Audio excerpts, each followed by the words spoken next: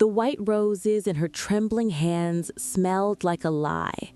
Nora Bennett stood at the altar in a borrowed wedding dress, staring at a man she'd met exactly twice, about to promise forever to someone who'd hired her like she was part of the furniture. The officiant's voice echoed through the grand ballroom. "Do you take this man?" She opened her mouth to deliver her scripted line when Julian West leaned close, his breath warm against her ear, and whispered 4 words that weren't in the contract. "Nothing will be canceled." Her heart stopped because that phrase, it meant something else entirely. But to understand why those words shattered everything, we need to go back 3 weeks. Nora Bennett's life existed in shades of beige and exhaustion. By day, she waited tables at Moretti's, an upscale Italian restaurant where the wine cost more than her monthly rent. By night, she painted cityscapes on salvaged canvases in her studio apartment, a generous term for a room barely large enough to fit a bed and an easel. Her mother's medical bills from the cancer treatment that hadn't worked sat in a drawer, still unpaid. The eviction notice was taped to her fridge, and her art degree, it collected dust alongside dreams she couldn't afford to chase. It was a Tuesday when her entire world shifted. A man in an expensive charcoal suit sat alone at table 7, barely touching his carbonara. Nora had served 1,000 wealthy men like him, the type who left generous tips but never looked servers in the eye. But when she approached with the check, he looked up and his gaze was different, calculating, searching. "Excuse me," he said, his voice smooth and precise. "This will sound unusual, but how would you feel about making $50,000 for 2 days of work?" Nora nearly dropped the check presenter. Are you propositioning me?" "No." He slid a business card across the table. "Julian West, CEO, West Technologies. I'm offering you a job, a very specific one. I need someone to pretend to be my fiancé for a wedding ceremony this weekend." She stared at him like he'd just spoken ancient Greek. "You need a fake bride?" "The real one vanished 4 days ago. Took off to Morocco with my business rival, actually. Poetic timing, considering we have 300 guests arriving Saturday, investors who've flown in from Tokyo specifically for this, and a merger that depends on me appearing stable and committed." "That's insane." He laughed without humor. "That's business." Julian folded his hands. "You fit the physical description in the press releases, you're approximately the right age, and forgive my bluntness, but I think you look like someone who needs $50,000. Nora's face flushed. "What makes you think—" "Your shoes have been repaired 3 times. Your uniform is faded from overwashing, and I saw the eviction notice sticking out of your apron pocket when you bent down earlier." His tone wasn't cruel, just observational. "I'm not judging, I'm offering a solution." She should have walked away, should have told him to take his crazy proposal and his business card and leave. But that night, sitting in her apartment with the electricity threatening to shut off, Nora stared at that card for 3 hours. By morning, she'd called the number. The contract was 37 pages long. Nora sat in Julian's sleek downtown office, surrounded by glass and steel, and the kind of minimalist furniture that screamed money. A lawyer, gray-haired and stern, walked her through every clause. "You'll attend the wedding ceremony this Saturday. Participate in the reception for exactly 4 hours. Smile for photographs. Maintain the pretense of affection. You'll stay at Mr. West's penthouse for the weekend to maintain appearances for any press that follow up." "And then what?" Nora asked. "Then you sign the dissolution papers we've prepared. The marriage is annulled on Monday morning, you receive your payments, and sign an NDA. You never speak of this arrangement to anyone." Julian watched her from across his massive desk, expression unreadable. "The wedding itself will last approximately 90 minutes. The vows are pre-written. You simply repeat what you're told. Think of it as dinner theater, but you're very well compensated." "Why me?" Nora asked. "You could hire an actress, a model, someone used to this kind of thing." For the first time, something flickered in Julian's controlled exterior. Because actresses and models want something beyond money. They want connections, opportunities, a foot in the door. You, he gestured at the contract she was holding, you just want to survive. That makes you trustworthy. The assessment stung because it was true. She signed on page 37. What Nora didn't know, what she couldn't have known, was that Julian West had a secret, a clause he'd never written down, a reason for this elaborate charade that had nothing to do with investors or mergers. But she'd learned that soon enough. The wedding dress arrived Thursday morning. It came in a black box with silver ribbons, delivered by a woman who introduced herself as Margot, Julian's personal stylist.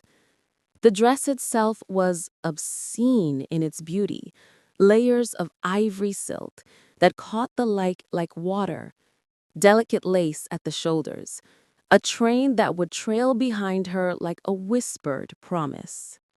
"Custom made," Margot said, circling Nora like a sculptor examining marble.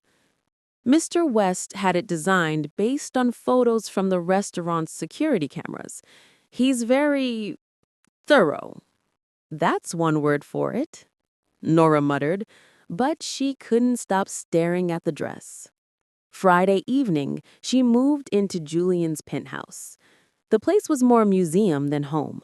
All clean lines and expensive art, and floor-to-ceiling windows that made the city look like a toy version of itself. Her room was down the hall from his, separated by what felt like miles of marble flooring. "We should practice," Julian said over dinner that night. He'd ordered Thai food, which surprised her. He'd expected him to have a private chef. "Practice what?" "Being comfortable around each other. Right now, you look at me like I'm about to audit you for tax fraud." Despite herself, Nora laughed. "Can you blame me? This is the weirdest job interview of my life." "Fair point." Julian poured her wine. Expensive, French. The kind she'd served but never tasted. "Tell me something real about you. Not the version you put on job applications." She hesitated. "Why?" "Because if we're going to convince 300 people that we're in love, we should probably know more about each other than what's in a contract." So she told him. About her mother's illness. About the paintings she created in the middle of the night when insomnia won. About the scholarship she lost when she had to drop out to work full-time. And strangely, impossibly, Julian listened like he actually cared. If you can't stand watching good people get buried by circumstances beyond their control, hit that subscribe button and type "She deserves better" in the comments. Because what Nora didn't realize yet was that this wedding was about to get far more complicated than either of them planned.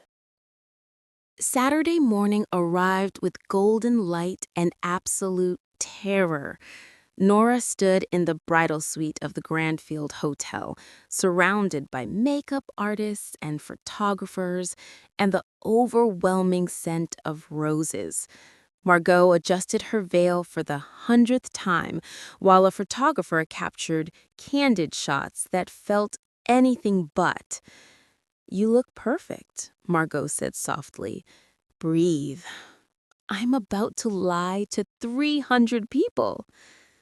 You're about to save someone's career. That's not nothing. Through the mirror, Nora caught sight of herself. The woman staring back was a stranger. Elegant, poised, expensive. Everything she'd never been. The music swelled. The doors opened.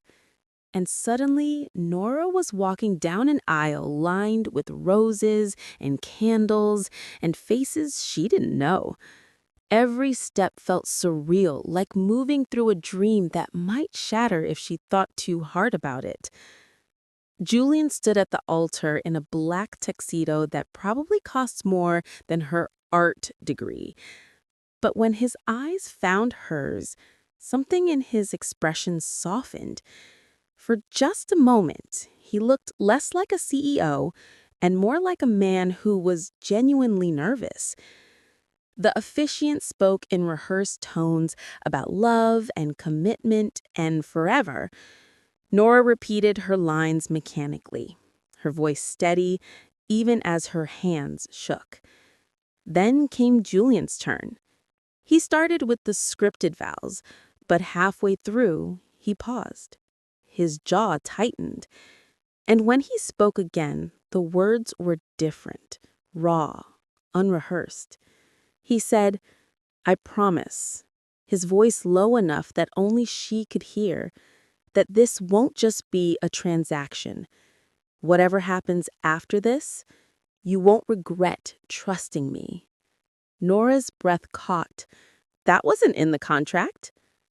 The officiant beamed. You may kiss the bride. The kiss was supposed to be brief, chaste, a performance for the cameras. But when Julian's hand cupped her face, when his lips met hers with unexpected gentleness, Nora felt the ground tilt beneath her feet. It lasted maybe 3 seconds, long enough for her to forget just for a heartbeat that this was all pretend. The crowd erupted in applause, and as they walked back down the aisle together, Nora couldn't shake the feeling that something fundamental had just shifted, that the lie they were telling had somehow become dangerously close to the truth. The reception was a blur of champagne and congratulations from people who didn't know her name. Nora smiled until her face hurt, nodding along to conversations about stock portfolios and vacation homes in the Hamptons. Julian stayed close, his hand resting lightly on the small of her back, a touch that should have felt rehearsed, but somehow didn't. You're doing great, he murmured during a lull in the small talk. I feel like a fraud. Welcome to high society. Everyone here feels that way. A woman in diamonds and contempt approached, Vanessa Sterling, Julian's former business partner. She looked Nora up and down like she was evaluating livestock. Quite the surprise wedding, Vanessa said, her smile sharp. I had no idea Julian was even seeing anyone. Tell me, dear, how did you two meet?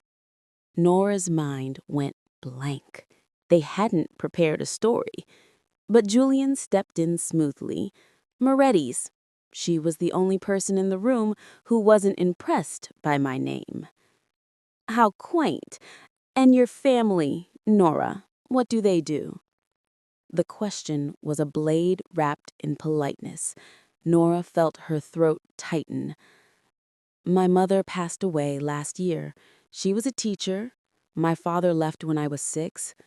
I worked as a server while trying to make it as an artist.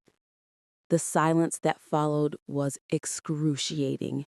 Then Vanessa laughed, cold and dismissive. Well, Julian always had a savior complex. Before Nora could respond, Julian's hand tightened on her waist.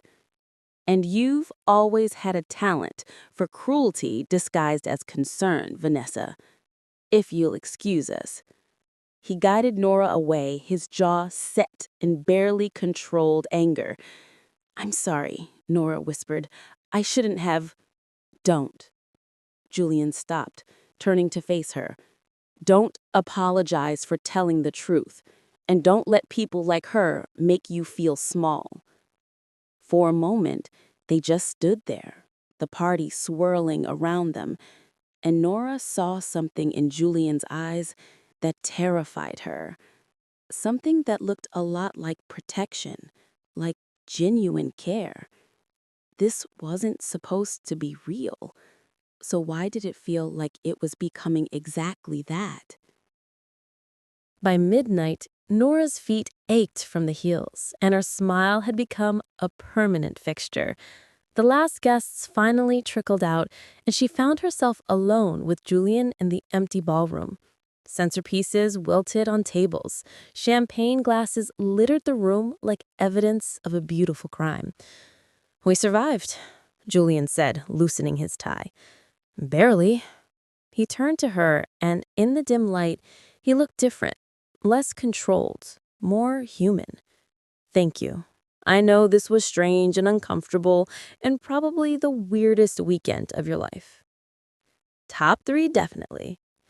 Julian laughed, a real laugh, not the polished version he'd worn all night.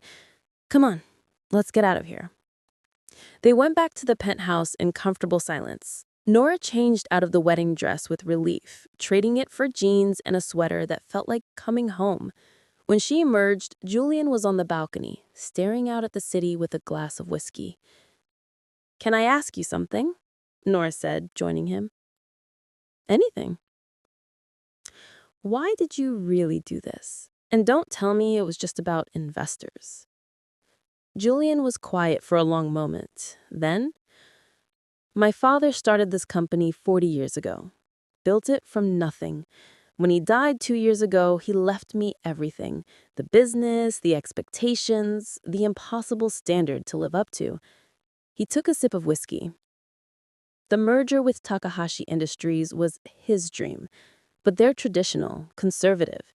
They wanted assurance that I was stable, settled. When Catherine left, I panicked. I couldn't let his legacy collapse because I picked the wrong woman." "So you picked a fake one instead." "I picked someone honest. You told Vanessa the truth tonight when a lie would have been easier. You didn't pretend to be something you're not. That's rare in my world." Nora's heart hammered. "Julian, this weekend, it felt—" Her phone rang, shattering the moment. She glanced at the screen. Unknown number. But something made her answer. "Miss Bennett?" A woman's voice, professional and cold. "This is Rebecca Torres from the New York Chronicle. I'm fact-checking a story about you and Julian West. Can you confirm that you worked as a server at Moretti's until last week and that you've been evicted from 3 apartments in 2 years?" Nora's blood went cold. "How did you—" "We also have sources claiming this marriage is fraudulent, that you were hired to pose as his bride. Would you care to comment?" The line went dead. Nora lowered the phone slowly, her hands shaking. Julian was watching her, his expression shifting from concern to understanding to cold fury. "Someone leaked the story," she whispered. And just like that, their perfect weekend shattered into 1,000 jagged pieces. If you believe the truth deserves to win over manipulation and lies, hit that subscribe button, because what happens next will test everything Nora and Julian thought they knew about trust and each other. By morning, the story was everywhere. Tech mogul's fake bride, the wedding that wasn't. Julian West's $50,000 actress, inside the marriage scandal. From server to fake wife, the truth about Nora Bennett. Nora sat on the penthouse couch, phone in hand, watching her life become entertainment for millions. The article had everything: her financial struggles, the contract. How did they get the contract? Even a photo of her in her Moretti's uniform. Julian paced like a caged animal, phone pressed to his ear. I don't care what it costs. Find out who leaked this. Now. When he hung up, the silence was suffocating. I'm sorry, Nora said numbly. I don't know how they... This isn't your fault. Then whose is it? Because my face is all over the internet, being called a gold digger and a fraud. Julian sat down heavily beside her. Vanessa, it has to be. She's been trying to undermine me since the merger talks began. This is exactly her style. Great. So I'm collateral damage in some corporate war I don't understand? No. Julian's voice was fierce. You're not damage. He stopped himself. We'll fix this. How? By telling everyone the truth? That's just confirming everything they're saying. Then we tell a different truth. Nora looked at him, and something in his expression made her breath catch. We tell them the contract was a formality, that we met months ago and fell for each other. But I'm a private person who insisted on legal protection given my position, that the marriage is real. The feelings are real, and the only lie is the one the press is telling. But that's a bigger lie. Is it? Julian's voice dropped. Because standing at that altar yesterday, looking at you, that didn't feel like acting. And the way you looked at me didn't either. The words hung between them, dangerous and true. Nora's phone buzzed. Her landlord, her best friend from college, her old art professor. Everyone wanted answers she didn't have. I need air, she said abruptly, standing. I need to think. Julian didn't stop her as she grabbed her coat and left. Nora walked for hours through the city she'd lived in for 5 years, but suddenly felt foreign. Everywhere she looked, she saw herself, her face on newsstands, strangers on their phones probably reading about her, the weight of judgment from people who'd never met her. She ended up at a small gallery in Chelsea, the kind that showed work from unknowns like her. That's where Marcus Chin found her. Nora Bennett, he said, appearing beside her like a ghost. I've been looking for you. She tensed. Are you a reporter? Worse, I'm Julian's lawyer. Marcus smiled, but it didn't reach his eyes. And his oldest friend. Can we talk? They sat at a coffee shop across the street. Marcus ordered 2 lattes and got straight to the point. Julian is about to do something incredibly stupid. He's planning to hold a press conference and claim this marriage is real, that he's in love with you. Nora's stomach dropped. Why would he? Because he's trying to protect you. But what he doesn't realize is that it will destroy everything. The investors will pull out. They don't care about love. They care about stability and honesty. The merger will collapse, and his father's legacy, the company he spent his entire life building, it'll all fall apart. Then what am I supposed to do? Marcus leaned forward. Walk away. Take the money, sign the NDA, disappear. Let this blow over. In 6 months, it'll be forgotten. But if you go along with his plan, you'll both drown. Nora stared at her untouched coffee. And if I don't? If I stay? Then you'd better be sure you're doing it for the right reasons. because Julian West might be a billionaire, but he's also just a man who's never let anyone get close enough to hurt him. Marcus stood. Until you. When Nora returned to the penthouse that evening, Julian was standing at the window, silhouetted dark against the city lights. "I talked to Marcus," she said quietly. "I figured." He didn't turn around. "What did he tell you?" "That you're about to sacrifice everything to protect me." He's being dramatic. Julian walked closer. "Look at me." He turned, and the expression on his face broke something inside her, vulnerable and determined and utterly exhausted.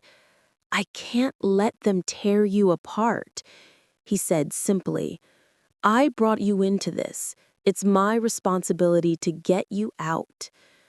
"What if I don't want out?" The words shocked them both.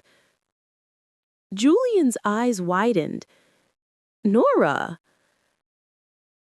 I've spent my entire life being careful, playing it safe, working jobs I hate, painting in secret, never taking risks because I couldn't afford to lose." She took a breath. "But this weekend, even with the lies, even with the contract, I felt more alive than I have in years.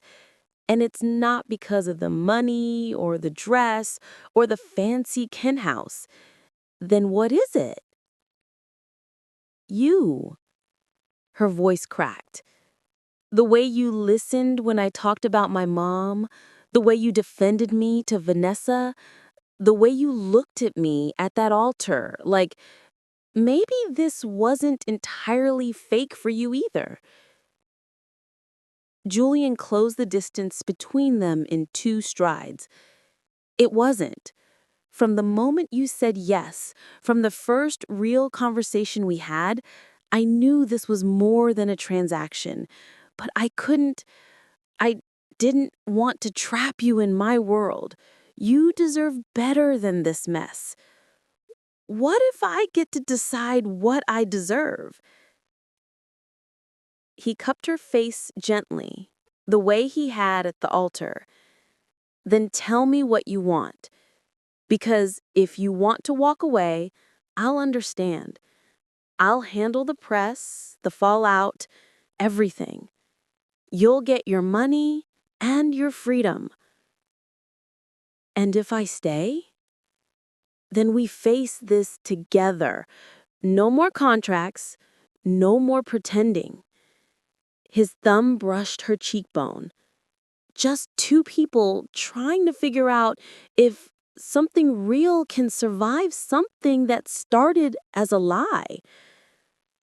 Nora's answer came not in words, but in the way she rolls on her toes and kissed him, soft and certain, and completely, terrifyingly genuine. When they finally pulled apart, Julian rested his forehead against hers. "So we're doing this," he whispered. "We're doing this." Neither of them mentioned that outside, the world was still waiting for answers, that tomorrow would bring new challenges, more scrutiny, impossible choices. For tonight, they just held each other and pretended the world outside the penthouse didn't exist. Comment: real love doesn't need a contract if you're rooting for them, because what comes next will test whether their connection is strong enough to survive the truth and the consequences. The press conference was scheduled for Tuesday morning at 10 a.m. Julian had prepared a statement with his legal team, carefully worded, strategic, designed to minimize damage. But as Nora sat beside him in the green room of the conference center, Watching him rehearse answers to anticipated questions, she felt a growing sense of dread. "This feels wrong," she said suddenly. Julian looked up from his notes. "What do you mean?" "We're about to go out there and tell a version of the truth that's still a lie. We're saying we fell in love months ago when we met 3 weeks ago. We're claiming the contract was precautionary when it was the entire foundation. Julian, we're doing exactly what they're accusing us of." "What's the alternative?" Nora stood, pacing the small room. "We tell them everything, the real story, that your fiancé left, that you panicked, that you made a desperate decision and hired me, that it was fake at first, but somewhere along the way, it became real. Nora, that's the truth. Messy and complicated and probably career-ending for you, but it's the truth." Julian was silent for a long moment. Then he set down his notes and looked at her with something like awe. "You'd really do that? Risk the payment, the NDA, all of it just to tell the truth?" "I'd do it for you," she said simply, "because you're the first person in my life who made me feel like I was worth more than my survival. And I refuse to let our story start with a lie, even if it means we lose everything." Julian stood and took her hands. "You know what my father used to say? A company built on lies will crumble. A legacy built on truth will last forever." Smart man. He was. He squeezed her hands. "Let's go be really, really stupid together."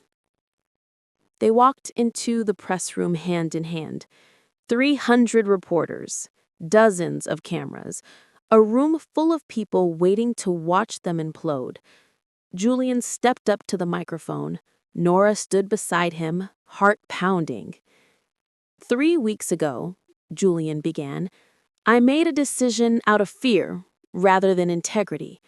My fiancé had left me days before our wedding, and I was terrified of losing a merger that represented my father's legacy. So I hired Nora Bennett, a woman I'd met once at a restaurant, to pose as my bride for a single weekend." Gasps rippled through the crowd. Cameras flashed like lightning. It was transactional, it was desperate, and it was wrong. Julian's voice didn't waver. "But what I didn't expect was that the woman I hired to fake a marriage would turn out to be the most genuine person I'd ever met. That somewhere between the contract and the ceremony, I'd fall in love with her for real." He turned to Nora, and the whole world disappeared. "So yes, the wedding started as a lie. But what we have now, that's the most honest thing in my life." Nora blinked back tears. "I went into this thinking I was saving my apartment. I'm leaving it realizing I found home." The questions came fast and brutal. The investors pulled out of the merger within hours. The board called an emergency meeting. Marcus texted Julian that he was the bravest idiot he'd ever met. But as they left the press conference together, hands still intertwined, Nora felt lighter than she had in years. "So," Julian said as they stepped into the sunlight, "we're unemployed, probably broke by this time next month, and the subject of every gossip column in the country. Sounds about right. Any regrets?" Nora looked at him, this man who'd started as a transaction and become her choice. "Not a single one." "Good, because I should probably tell you I might have been lying about being broke. The merger wasn't the company's only asset." She laughed despite everything. "You're terrible." "I know, but I'm yours." 6 months later, Nora's first gallery exhibition opened in Soho. The paintings were all cityscapes, some from her old apartment window, some from the penthouse balcony. all of them telling a story of a girl who learned that sometimes the biggest risks lead to the most beautiful rewards. Julian stood beside her, wearing jeans and a sweater instead of a suit, looking more relaxed than she'd ever seen him. The company had survived, restructured, and stronger without the merger. Vanessa Sterling had been quietly removed from the board after the leak was traced back to her assistant. And somewhere along the way, Nora and Julian had stopped explaining their story to strangers, because the only version that mattered was the one they lived every day. "Think anyone will buy anything?" Nora asked nervously as guests filtered in. Julian pointed at a red "Sold" sticker already placed on her favorite piece, the view from the altar, painted from memory. "Already did." "Julian, you can't buy your own wife's art?" "Technically, I'm buying my fake wife turned real wife's art. Completely different." She elbowed him gently, smiling. As the gallery filled with people and conversation and the quiet validation she'd dreamed of for years, Nora thought back to that terrifying moment at the altar, to the words that had changed everything. "Nothing will be canceled." At the time, she thought Julian meant the ceremony. But standing here now, surrounded by proof that her dreams could coexist with reality, she understood. He'd meant them, their story, their choice to fight for something real in a world that rewarded performance. Nothing about their love, messy and complicated and born from a lie though it was, would be canceled. Not by scandal or judgment or fear, only by their choice. And they'd already chosen each other.